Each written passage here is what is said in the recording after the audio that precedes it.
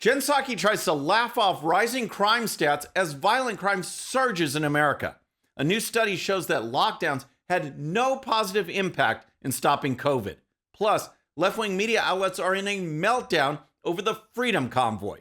All that and more. I'm Bobby Eberle. This is a 13-minute news hour. And God bless the United States of America.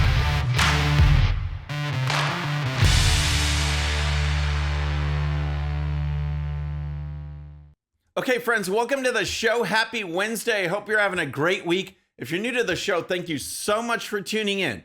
As you probably know, I was gone for a week, not because I wanted to, but because YouTube banned me from their platform for an entire week. No uploads, no live streaming, nothing. I was still on Rumble, and we're actually going to move toward Rumble full time in the future.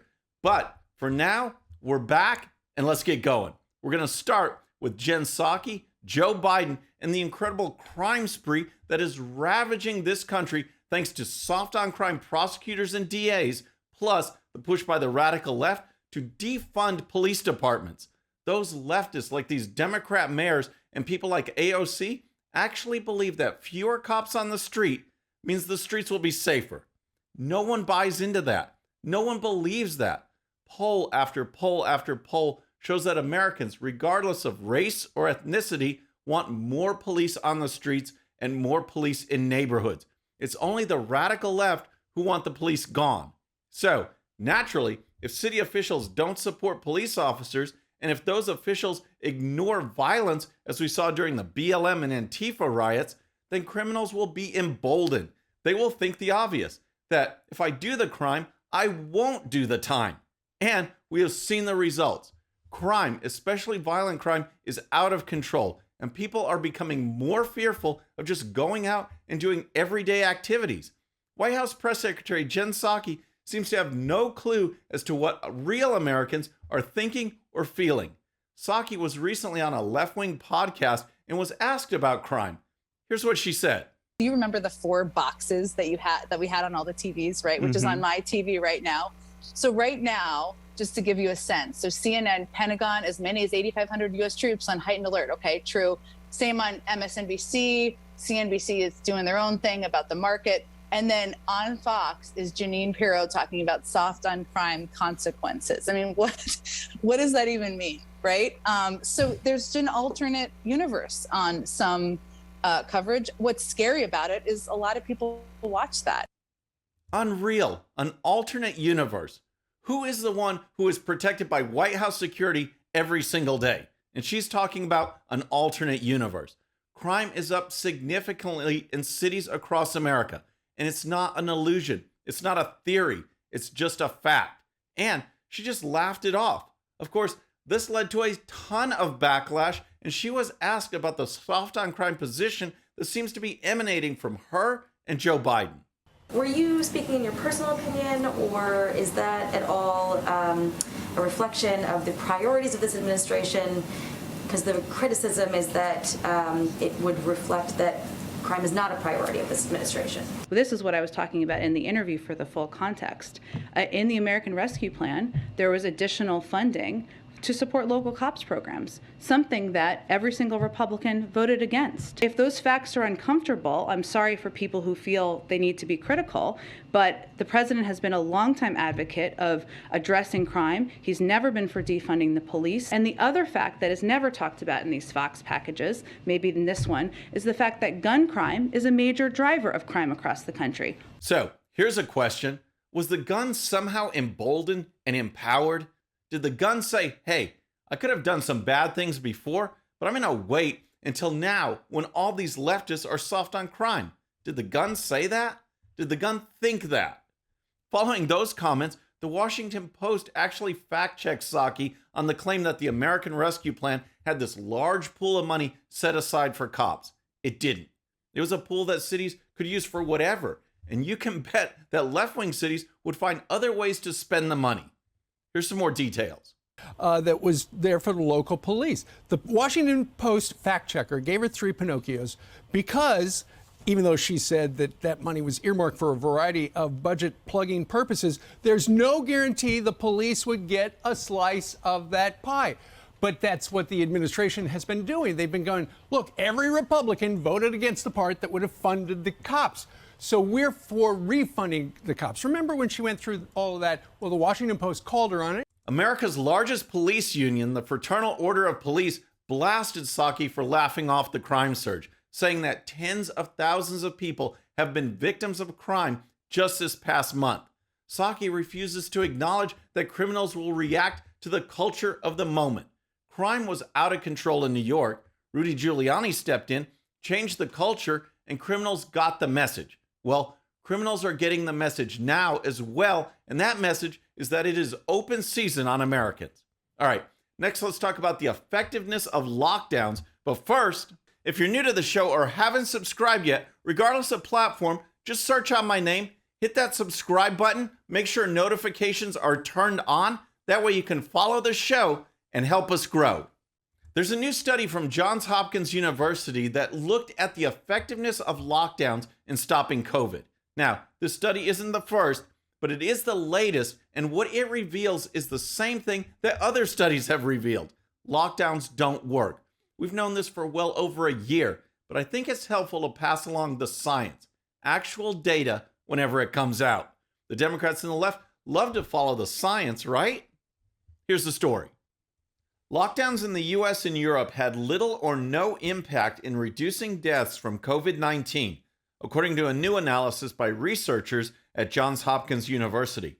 The lockdowns during the early phase of the pandemic in 2020 reduced COVID-19 mortality by about 0.2%, said the broad review of multiple scientific studies. We find no evidence that lockdowns, school closures, border closures, and limiting gatherings have had a noticeable effect on COVID-19 mortality, the researchers wrote. But the research paper said lockdowns did have devastating effects on the economy and contributed to numerous social ills. Amen to that. Lockdowns did have devastating effects, just not on COVID. The lockdowns destroyed people's lives. Businesses were wiped out. Suicide, depression, and loneliness all went up. And COVID continued to spread, unchecked, unhindered. COVID has shown time and time again that it will do just whatever it wants to do.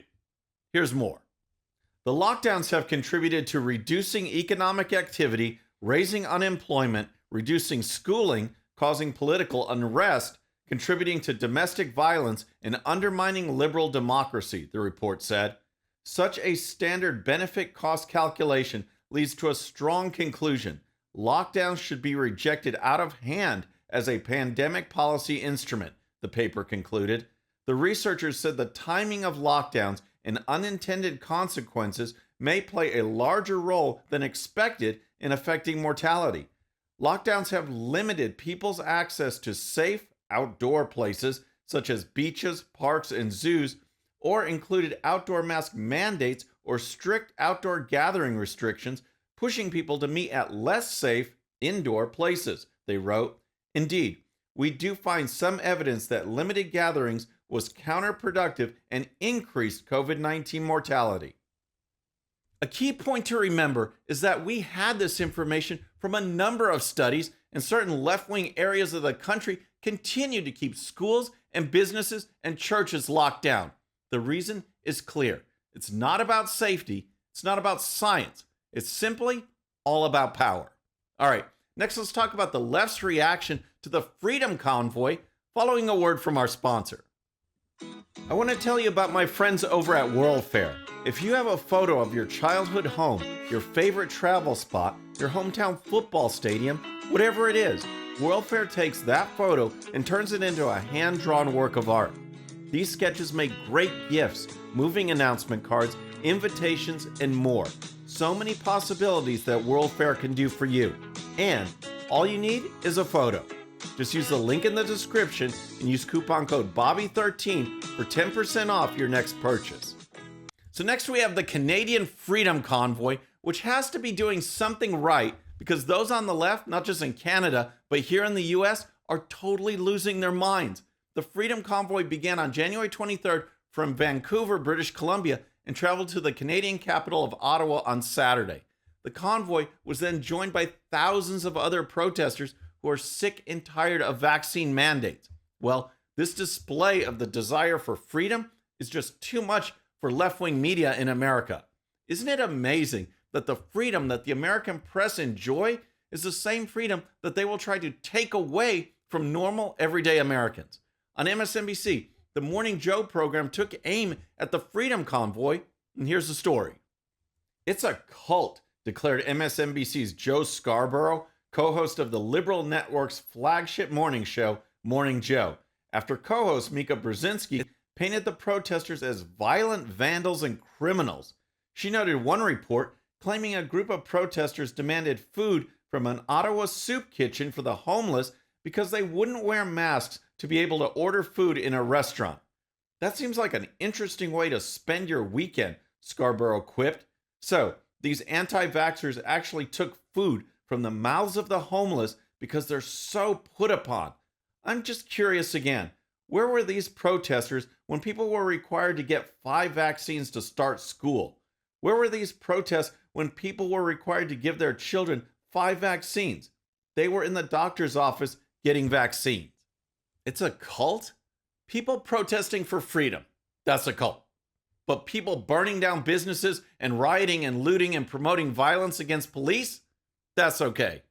The Washington Post political cartoonist Michael D. Adder put out this cartoon in which the word fascism is plastered on the sides of all the trucks. The tweet, which included that cartoon, was later deleted, and Adder wrote on his personal blog that he actually supports truckers, just not the movement.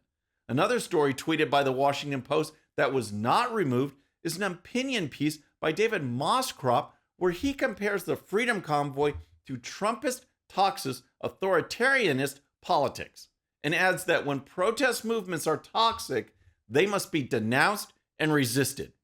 Think about that for a minute. When BLM and Antifa were marching and assaulting people and burning down property and attacking federal buildings, did the left denounce and resist? No.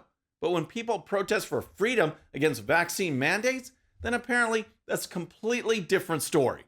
Here's Canadian Prime Minister Justin Trudeau on the truckers.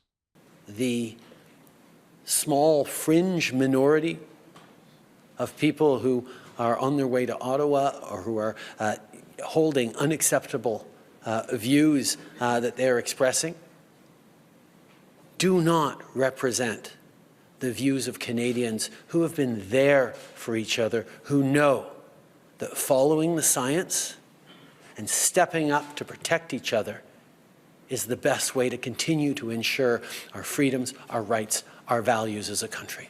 Follow the science. At the same time, he's shaming people to get vaccinated so that it will protect someone else, which we know does not follow the science. All right, next, here's another case of left-wing logic, but this time it involves the education of America's children.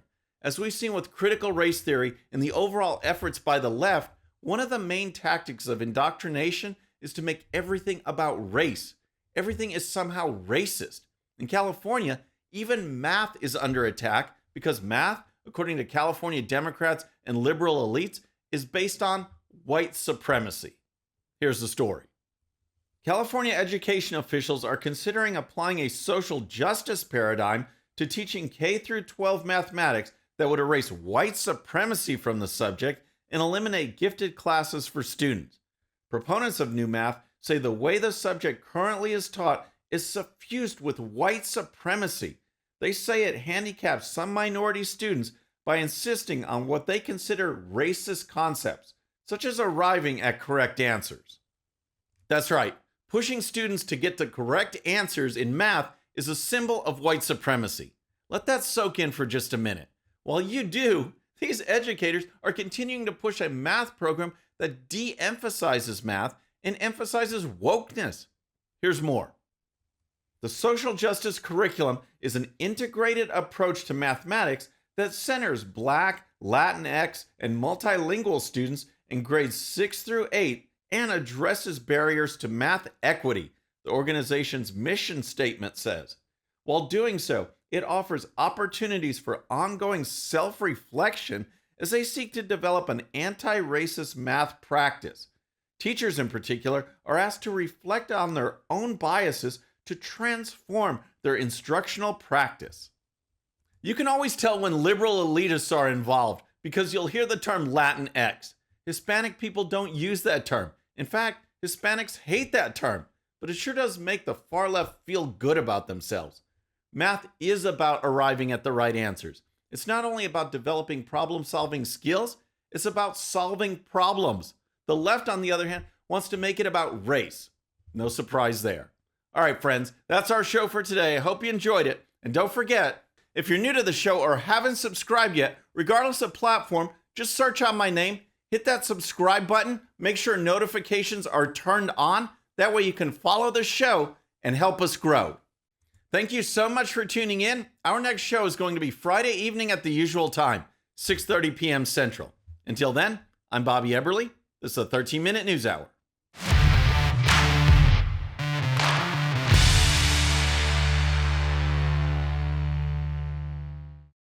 All right, friends, thanks again for tuning in. I really appreciate it. And before you go, please hit that subscribe button above. Once you do, tell your friends, share it, spread the word about the 13-minute news hour so we can keep growing. And for more great content, check out these videos right here, and I'll see you next time.